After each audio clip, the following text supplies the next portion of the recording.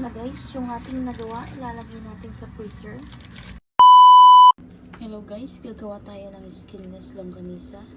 Yan, ang ating ingredients ay giniling, paprika, pepper, salt, brown sugar, garlic, cornstarch, salt pa rin pala yan.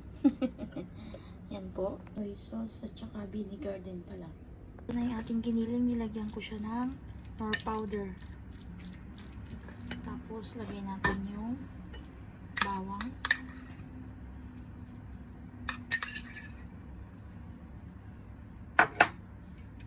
asukal, yung paprika, salt at saka pepper. Sama ko na. Tapos cornstarch. Lagyan natin ng soy sauce.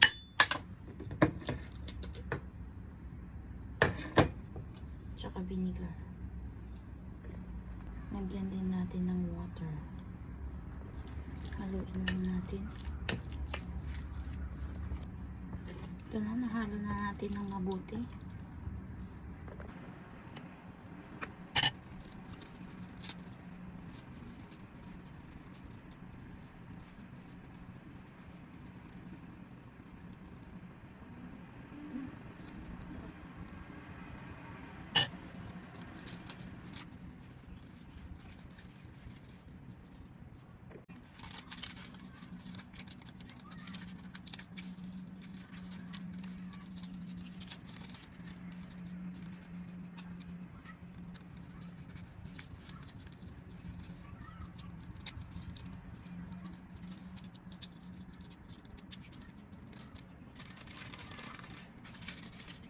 Try din natin ng parchment paper or baking paper kung pwede ka.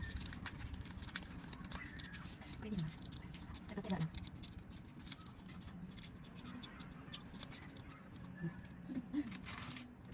Na guys, yung ating nagawa, ilalagay natin sa freezer.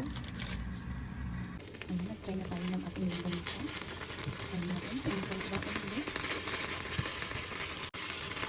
Ayun, medyo nagudurong na siya.